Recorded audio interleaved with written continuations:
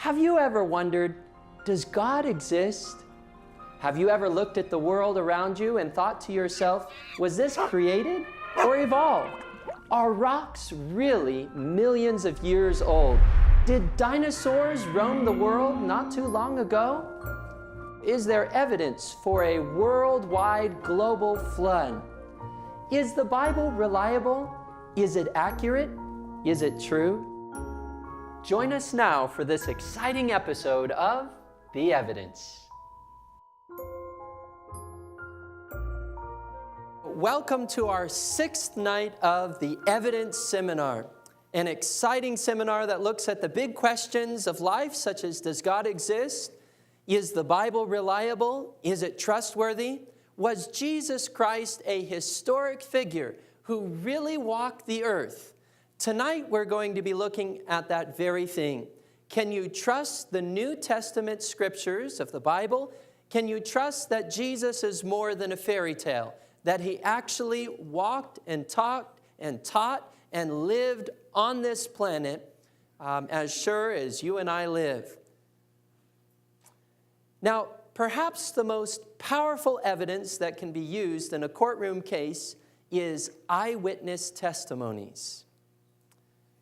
Tonight, we're going to start by examining the eyewitness testimonies made about Jesus Christ. We have 4 of them recorded in the Bible: Matthew, Mark, Luke, and John. Testimonies about Jesus' life, his death, his resurrection, what he taught, miracles he did, and how he lived. So that's where we're going to start. And we're going to look at how reliable is the New Testament from archaeology. Is there archaeological verification for dates, places, events, people, and so on? Now, one of the ways that we test whether a document is reliable is we look at several different factors. One of them is the genre.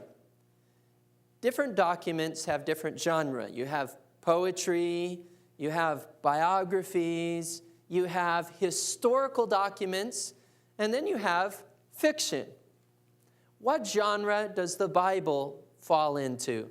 And what does it claim to be? What sort of document does it itself claim to be? Then we're going to look at, has the New Testament been reliably transmitted down through time? How close was the New Testament written to the events that took place? We'll be looking at whether there were mistakes made as it was written. We'll look at other sources that agree with the New Testament. And we'll also look at whether or not the author is trustworthy.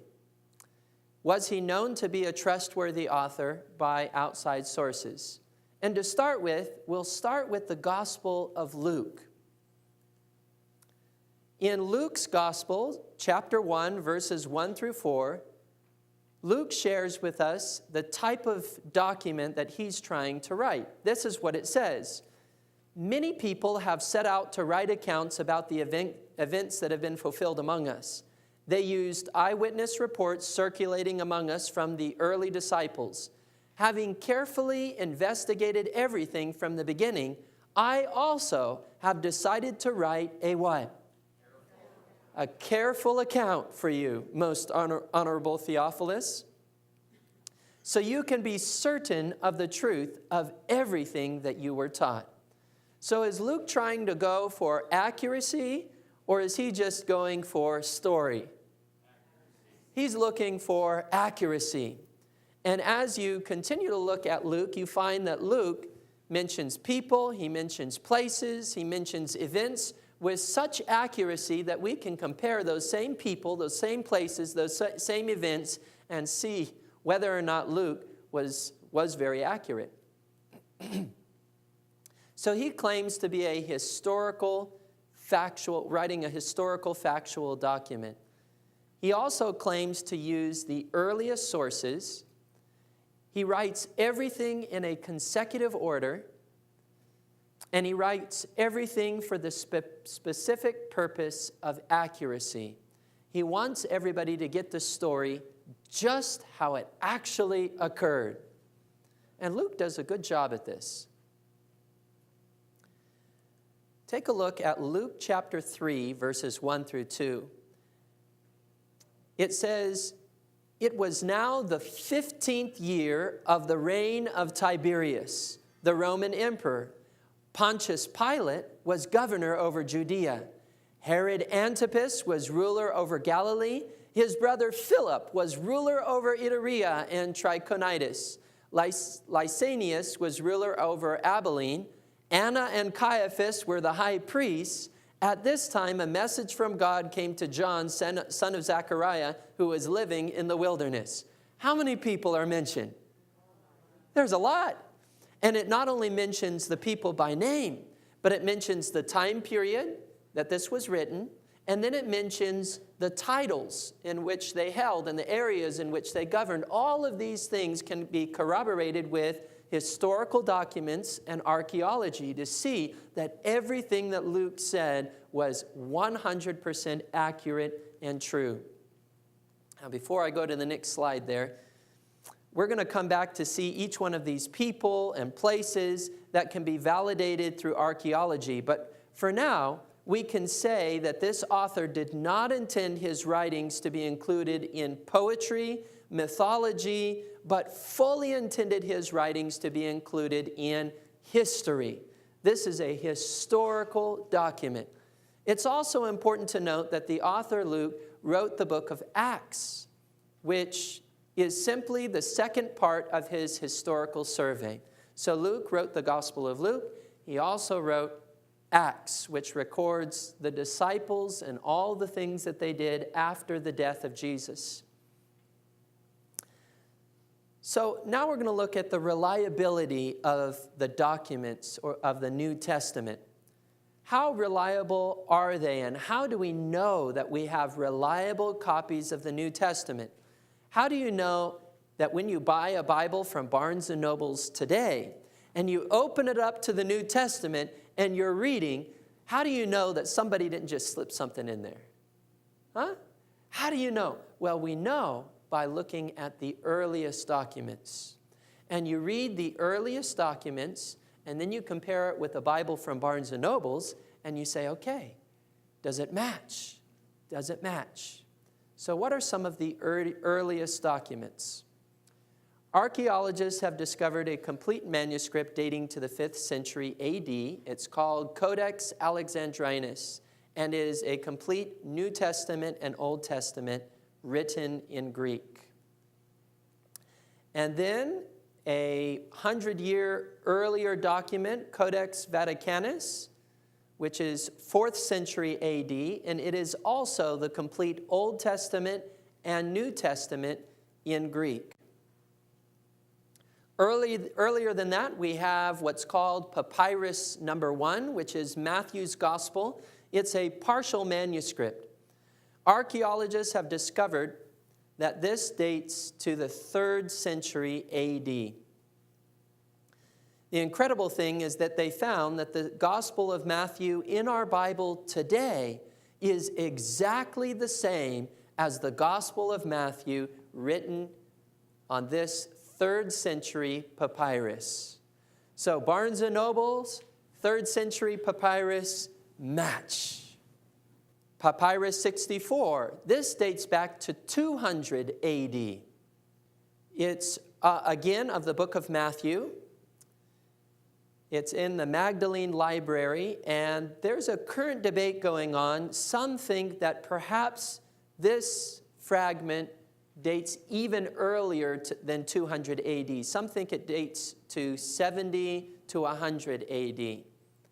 That's significant because the stories of the Bible took place around 29 and 30 AD. So this is only, if it dates all the way back to 70 AD, that's only 40 years after the events actually took place. That's within a person's lifetime. And then we have Papyrus 46. This one is of 1 Corinthians, and it dates to 150 A.D. It's part of the Chester Beatty Library. And then the earliest fragment that they have is called the John Ryland fragment. It's a section from John chapter 18. This fragment dates to 90 to 125 A.D. And the reason this is so exciting is because, excuse me, it was found in Egypt, and because it was found in Egypt, they're assuming this must have been a copy, which means that the original dates even earlier than this document. So the original that this document was copied off of, or a copy of, dates earlier than 90 to 125 A.D. We're talking within a couple decades of the events when they actually occurred. So when we consider these early dates for manuscripts, we must compare them to the dates of the New Testament events. The events in the New Testament occurred around 29 A.D. 15 of the New Testament manuscripts discovered date within 150 years of their original composition. All the copies are nearly identical to one another, with very few errors and very few changes between the manuscripts.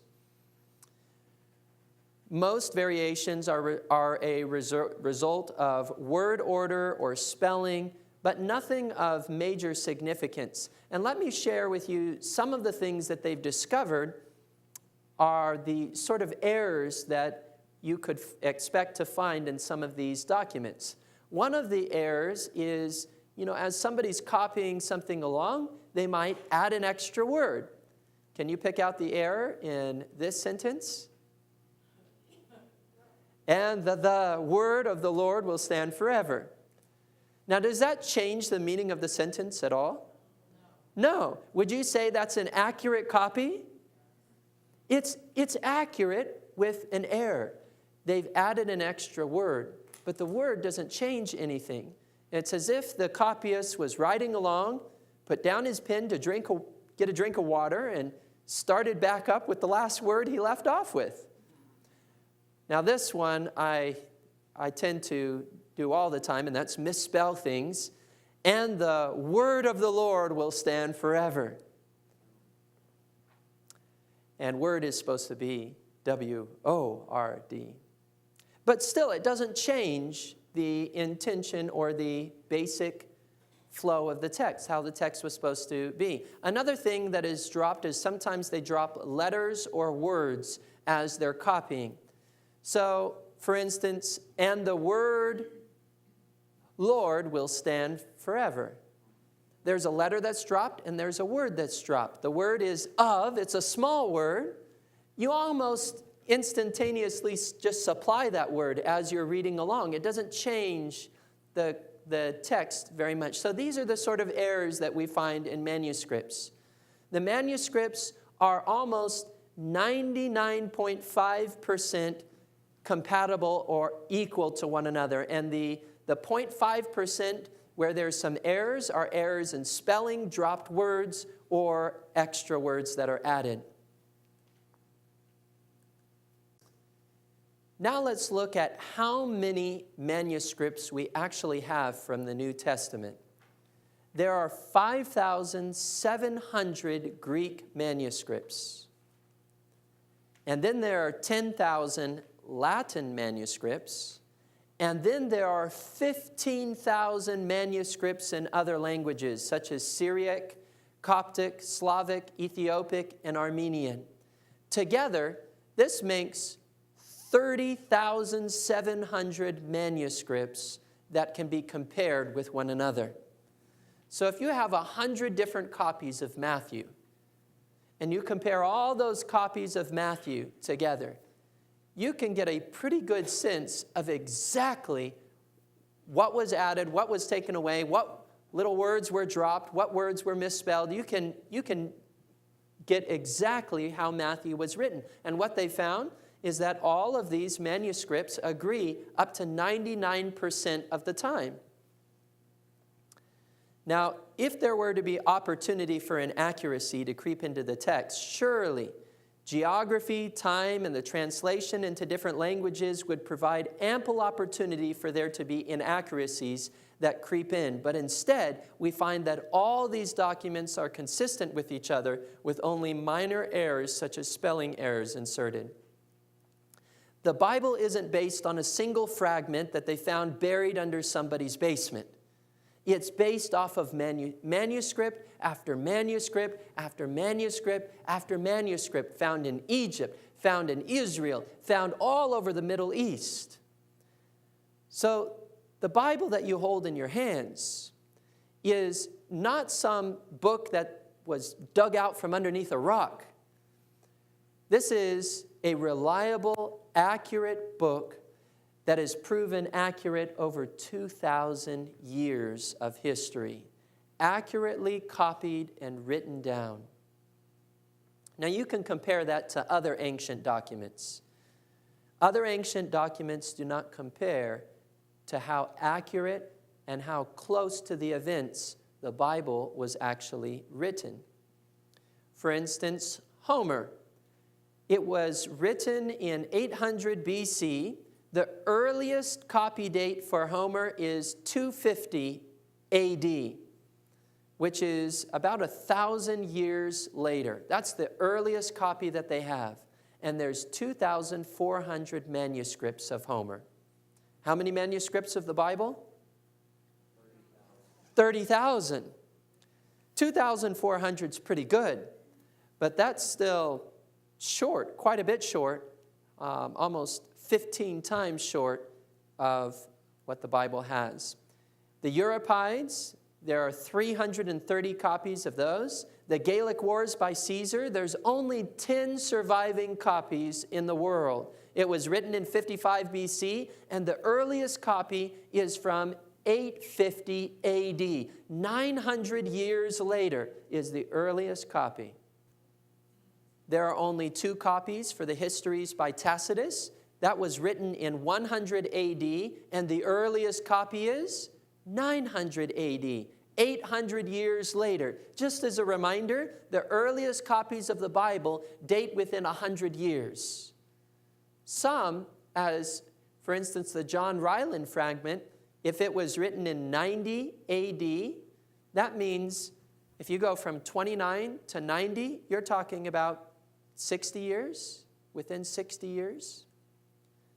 Histories by Thucydides, written in 430 BC, and the earliest copy is 900 AD. There's only 8 copies that they have of this, and the earliest copy is 1,300 years after the earliest, or after the first manuscript was written. Norman Geisler, an expert on the New Testament, has this to say. The New Testament, then, has not only survived in more manuscripts than any other book from antiquity, but it has survived in a purer form than any other great book, a form that is 99.5% pure. So, we've seen together that the Bible you might find today in Barnes & Nobles was reliably transmitted over 2,000 years, and that we have extremely early copies. The earliest manuscripts date to within 100 years of the events. But there is more evidence for the reliability of the New Testament. Last night we saw how the Old Testament is confirmed by archaeological finds that confirm places and events and people and dates, and the same is true for the New Testament. You can find all of these things corroborated by external evidence and archaeology that agrees with the biblical people, with the New Testament people and places and events. This is what authorities in the field are saying about the Gospel of Luke and the Gospel of Acts. In all, Luke names 32 countries, 54 cities, and 9 islands without error. A.N. Sherwin White says, for Acts, the confirmation of historicity is overwhelming. Any attempts to reject its basic historicity must now appear absurd. Now, this guy is interesting. His name is Sir William Ramsay. Sir William Ramsay went to the Middle East as an archaeologist with a mission. And his mission was to find archaeological evidence that disproved the New Testament. After years of archaeological searching in the Middle East, Sir William Ramsay converted to become a Christian because all the archaeological evidence showed that the New Testament was perfectly recorded. This is what he has to say. Luke is a historian of the first rank. Not merely are his statements of fact trustworthy, he is possessed of the true historic sense. In short, this author should be placed along with the greatest historians. So, let's look at some of the places that are mentioned by the Gospel of Luke. One of them is called Cana of Galilee. It's the first miracle of Jesus, and it's mentioned in John chapter 2, verse 1 and 6. It says, the next day there was a wedding celebration in the village of Cana in Galilee. Standing nearby were 6 what? Stone water jars. That's important. Used for Jewish ceremonial washing. Each could hold 20 to 30 gallons. Now, excavations have gone on in a town 9 miles north of Nazareth called Khirbet Kana. They began excavating there in 1998. Archaeologists have found many stone pots around Cana. And this is significant because most pots were not made of stone. Most pots were made of pottery because pottery was much cheaper and easier to make than stone. So the fact that they found stone water pots in Cana suggests that the Bible was accurate when it mentions Jesus using stone water jars during the celebration, the wedding of Cana. The next place is called Jacob's Well. This is a place that you can visit, and I believe you can even let a bucket down into Jacob's Well and get some water for yourself. In John chapter 4, verse 5, it says, eventually he came to the Samaritan village of Sychar, near the field that Jacob gave to his son Joseph. Archaeologists have found Jacob's Well. It's not only identified based on the description of its location, it's also all the major faith traditions support it as authentic. The Muslims, the Christians, the Jews, and the Samaritans all believe, yep, this is Jacob's Well. It was first attested by Eusebius in the early 4th century BC. The first church was built around the site in 384 AD. And what you'll find is as you go through Israel, many of the early sites have churches built around them. And it makes it easier to mark the spot. So you go into these churches and you find these special sites. The next place is called the Pool of Bethesda, mentioned in John chapter 5. Afterwards, Jesus returned to Jerusalem for one of the Jewish holy days. Crowds of sick people, blind, lame, or paralyzed, lay on the porches, and these were the porches of the Pool of Bethesda. Bethesda was supposed to have 5 porches. And after excavating near Jerusalem in the northeast corner of 1st century Jerusalem, they discovered a pool. It was a pool, and it had 5 porches.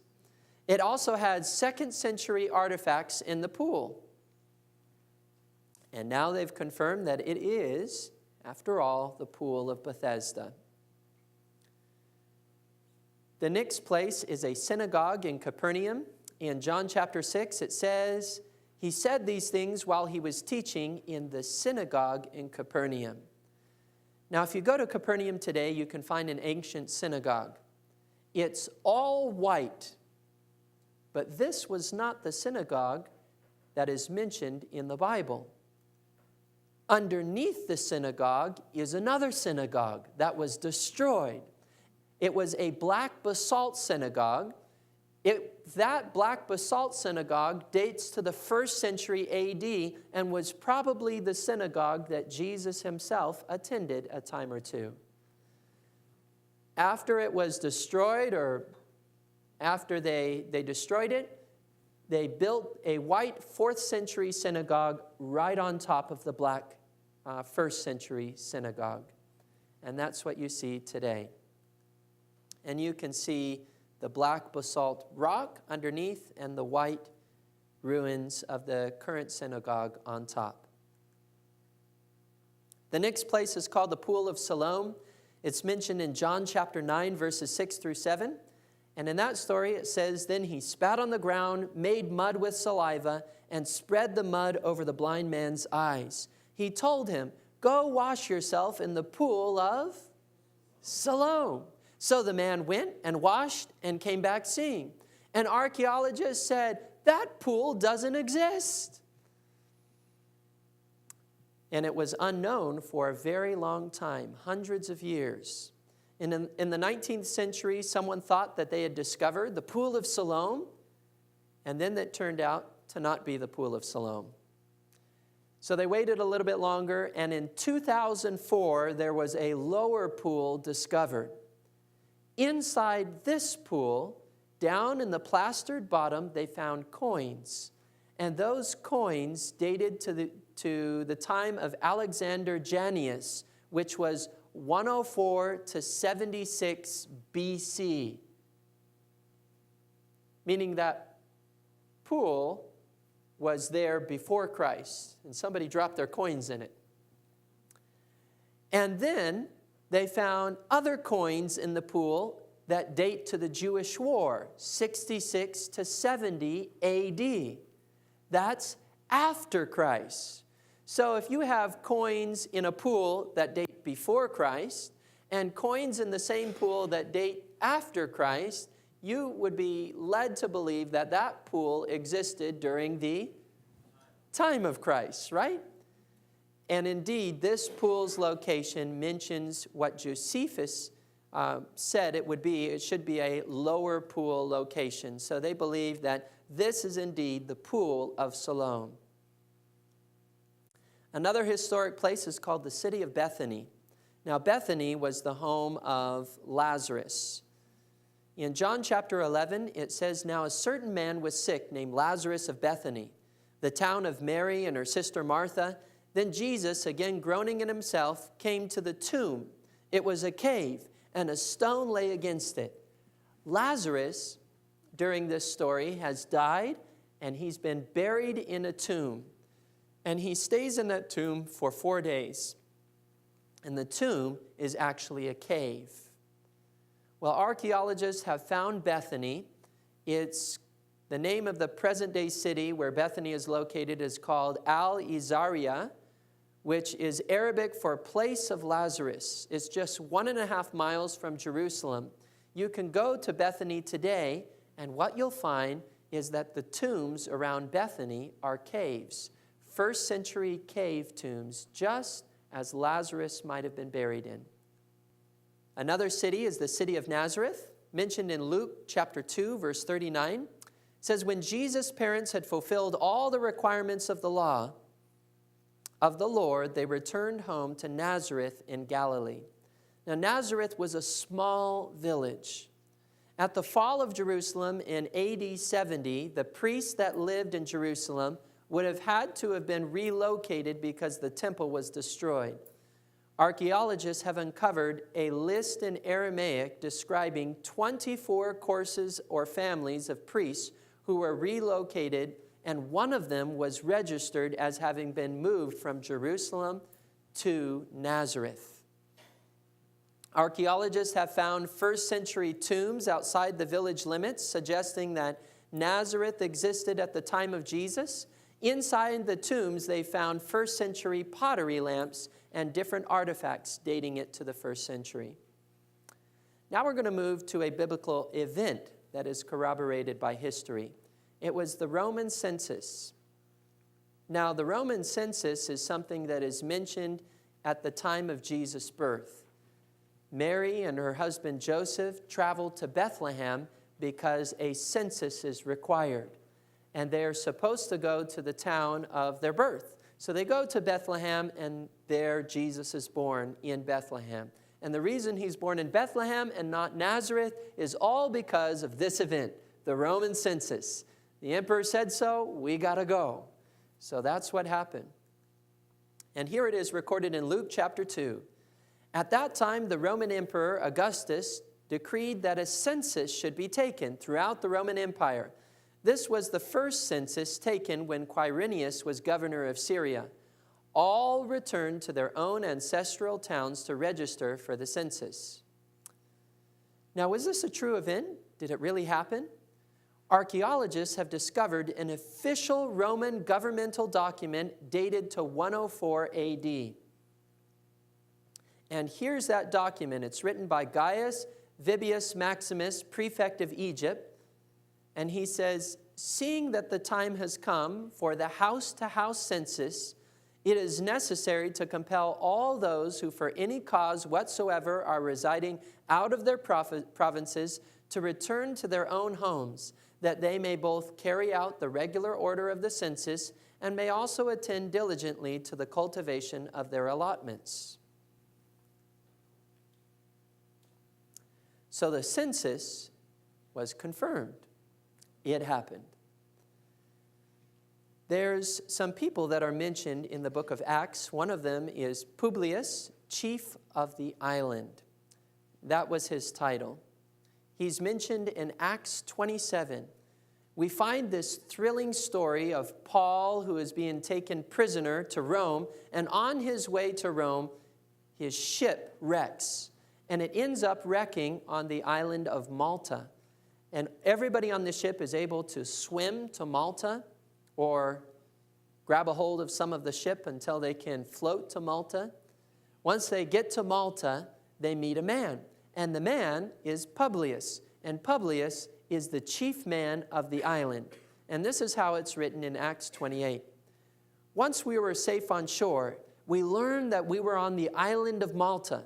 The people of the island were very kind to us. It was cold and rainy, so they built a fire on the shore to welcome us. Near the shore where we landed was an estate belonging to Publius, the chief official of the island. He welcomed us and treated us kindly for 3 days. Now, I don't know what happened after the fourth day. You know, they say guests can overstay their welcome. But at least for 3 days, they were treated kindly. Years later, archaeologists have uncovered inscriptions of both Latin and Greek that state that the official title of the leader in Malta was first man of the island or chief man of the island. And so the title for Publius matches, just as the Bible says, Publius, the chief official of the island. The next person is Herod the Great, mentioned in Matthew 2, verse 16 and other places. Says, Herod was furious when he realized that the wise men had outwitted him. He sent soldiers to kill all the boys in and around Bethlehem who were 2 years old and under, based on what the wise men's report of the star's first appearance. Now, King Herod was a Judean king during the birth of Jesus. He reigned from 40 to 4 BC.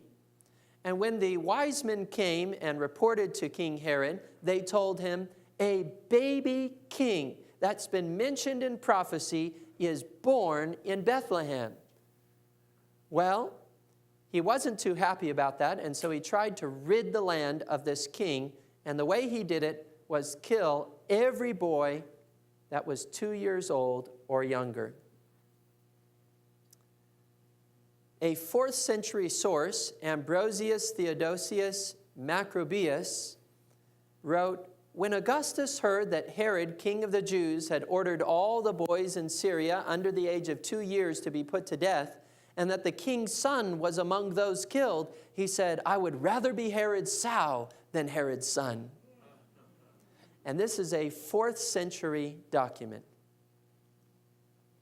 It's also mentioned in the Assumption of Moses, which is a first century document. It's actually a historical document, but it's written as if it's prophetically foretelling something. But it's only mentioning history. Here it says, an insolent king will succeed the Hasmonean priests. He will slay all the young. In Romans 16:23, it mentions another person, Erastus. It says, Gaius says hello to you. He is my host and also serves as host to the whole church. Erastus, the city treasurer, sends you his greetings, and so does our brother Quartus. Now, Paul sends greetings to Erastus, who is the director of public works. Excavations of Rome have uncovered this very person.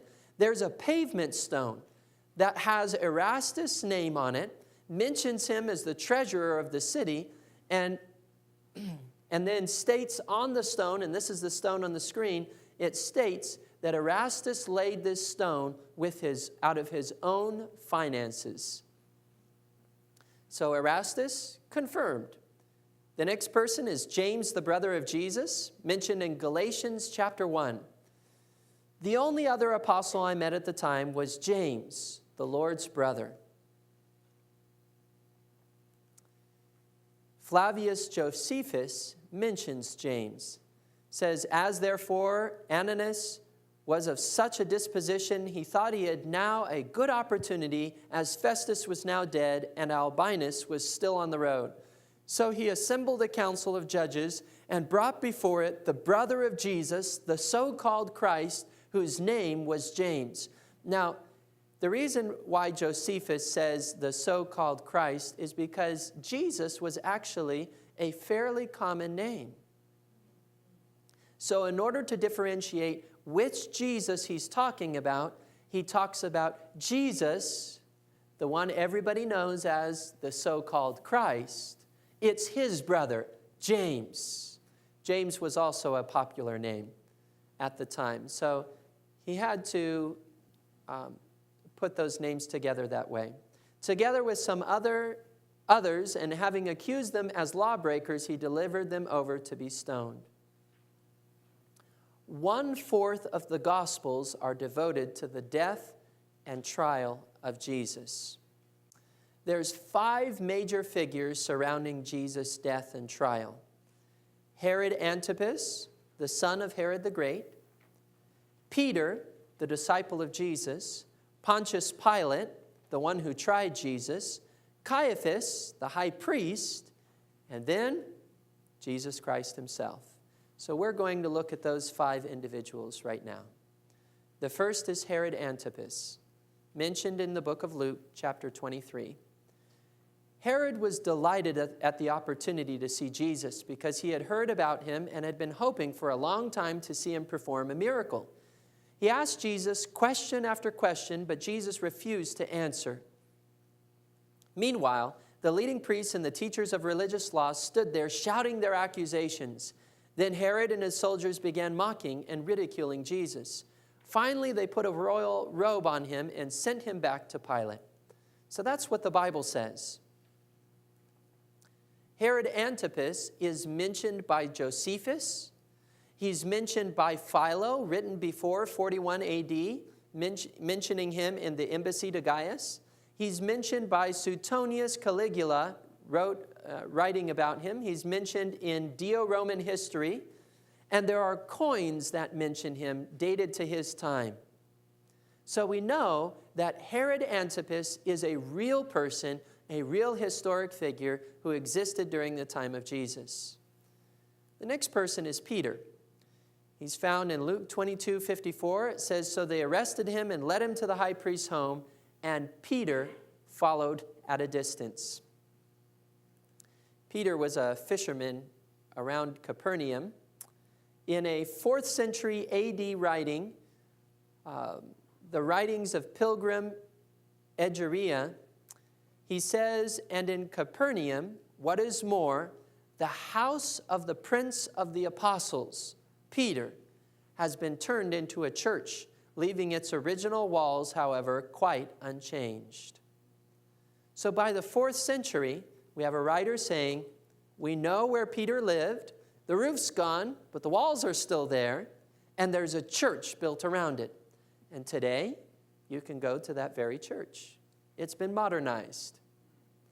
You can sit all around, and in the center of the church, there's a glass floor with all of these triangular-shaped struts that go across the glass floor. You can look down the railing, down through the glass floor, and underneath the church, you see the four walls of Peter's house. And on the four walls of Peter's house, they found engravings dated to the 2nd century A.D. And those engravings on the wall mention Lord Jesus Christ, Peter, and Christ have mercy. And they're inscribed on the walls, and those inscriptions are dated to the 2nd century A.D. The next person is Pontius Pilate, mentioned in Luke 23. It says the entire council took Jesus to Pilate, the Roman governor. Now, 3 times he announces that he finds no fault with Jesus. In the 1960s, Caesarea Maritime, construction workers were clearing a place for a marketplace, and they found an inscription on a limestone block. And the inscription says, Tiberium Pontius Pilate, or a tribute to Tiberius Caesar. This stone evidently was a stone that was inscribed, and there's the stone, was inscribed and set up in one of the temples that people would go to worship the Caesars. And it was a special stone as a gift from Pontius Pilate to Tiberius Caesar. Cornelius Tacitus mentions Pontius Pilate in AD 112. He says, Christus, the founder of the name, was put to death by Pontius Pilate, procurator of Judea in the reign of Tiberius. And then we have Caiaphas, who was supposed to be the high priest at the time. In 1990, 2 miles south of Jerusalem, 12 ossuaries in a family tomb were found. Now, what's an ossuary? An ossuary is a limestone box like the one you see on your screen. And people would be buried in these limestone boxes instead of being buried underground. Because if you were buried underground, a wild animal could come and dig you up and desecrate your body. So they put the bodies to decay and put the bones in these limestone boxes, and these limestone boxes were decorated with special engravings. You had to be quite wealthy, by the way, to own one of these limestone boxes. And then these limestone boxes were placed in family caves, and they're affectionately known as bone boxes. Well, this bone box was found from the family tomb of Caiaphas. It dates to the 1st century A.D. One of the ossuaries there found was beautifully engraved, and it has the name Joseph, son of Caiaphas. And many believe that this is Caiaphas's own bone box, the place where he himself was buried.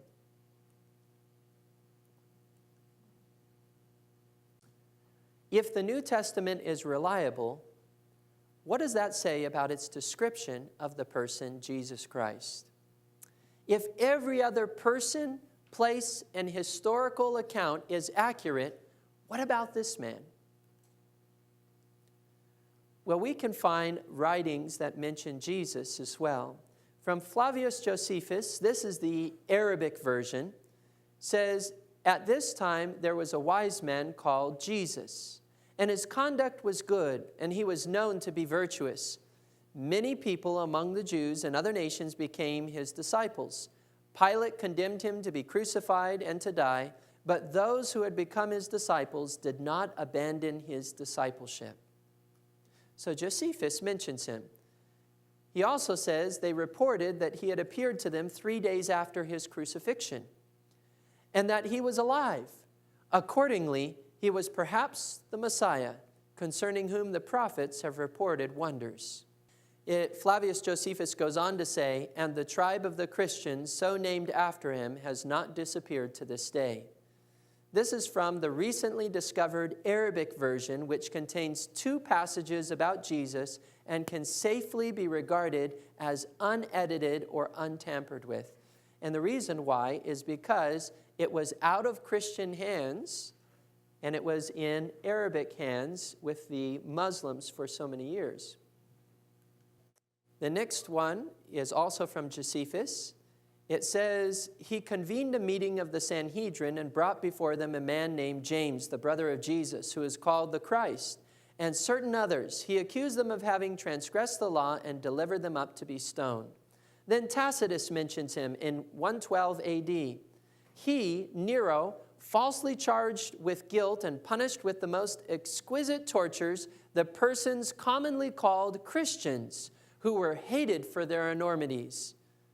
Christus, the founder of the name, was put to death by Pontius Pilate, procurator of Judea in the reign of Tiberius. But the pernicious superstition, repressed for a time, broke out again, not only through Judea, where the mischief originated, but through the city of Rome as well. Justin Martyr mentions him. He says, they pierced my hands and my feet is a description of the nails that were fixed in his hands and his feet on the cross. And after he was crucified, those who crucified him cast lots for his garments and divided them among themselves. And that these things were so, you may learn from the acts which were recorded in Pontius Pilate, that he performed these miracles. You may easily be satisfied from the acts of Pontius Pilate. Now, Justin Martyr, written in 150 AD, is referring to another document, a document which has not been found, entitled The Acts of Pontius Pilate. And according to Justin Martyr, if you really want to know how accurate this story is, just go read it for yourself in the Acts of Pontius Pilate. Someday, those archaeologists are going to dig up the Acts of Pontius Pilate and we'll be able to read it for ourselves. Until then, that's what Justin Martyr says. Then from 73 AD, Serapion. This is just after the fall of Jerusalem in 70 AD, writes, what advantage did the Athenians gain from putting Socrates to death? Famine and plague came upon them as judgment for their crime. What advantage did the men of Samos gain from burning Pythagoras? In a moment, their land was covered with sand. What advantage did the Jews gain from executing their wise king? It was just after that their kingdom was abolished. God justly avenged these 3 wise men. The Athenians died of hunger. The Samians were overwhelmed by the sea.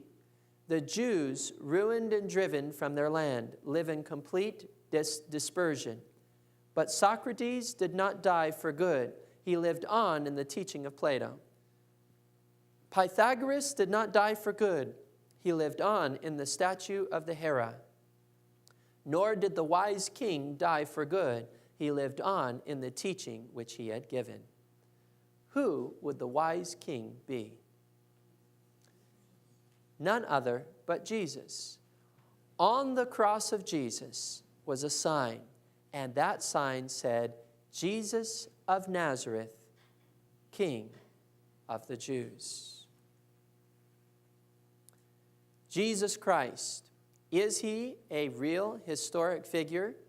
Well, we know about Jesus from the Gospels. We know about him from the Acts of the Apostles, the New Testament letters, ancient creeds, apocryphal literature, Gnostic Gospels, early church fathers. The Mishnah, dated from 70 to 200 AD, mentions him. Historians of the 1st and 2nd century AD mention him. Titus Flavius Josephus, Yosef ben Mattayahu, from 37 to 100 AD. Publius Gaius Cornelius Tacitus, from 56 to 117 AD. Mara bar Serapion, late 1st century AD. Flavius Lustinus, Justin Martyr, 100 to 165 AD. Gaius Pseudonius Man, these people, couldn't they pick other names? Tranquillus, 69 to 130 A.D., Pliny the Younger, that's it, that's better, 61 to 113 A.D., Lucian Samosata, 125 to 180 A.D., and Celsius, the late 2nd century A.D. There's a lot of people that wrote about Jesus Christ, and a lot of them are early historians that date within 100 or 200 years of Jesus. Right there, knowing exactly the events, some of them firsthand, like Flavius Josephus, who knew firsthand what was happening when Jesus was walking on the earth. Without a doubt, we can know that Jesus was a real historic figure who wore real leather sandals, walked in real dust, touched real people, hung on a real cross, lived a real life, died a real death. If the history about Jesus is true, if the history of the people and the places and the events in the New Testament are true, then perhaps, friends, you and I can also trust the reliability of the Bible. Perhaps we can trust the stories that are written about people, places, events that actually took place that archaeologists are digging up every day. Now, there's so much more that we could see together from archaeology that they have discovered. Time doesn't allow us to go through all of the archaeological facts. But 2 nights from tonight, we will be taking another look about the evidence for Jesus' death on the cross and his resurrection. That presentation will be the evidence for the afterlife. And then in our final night of this series, we're going to look at the claims that Jesus made about himself, who he was, and some of the prophecies that predicted his arrival here on earth.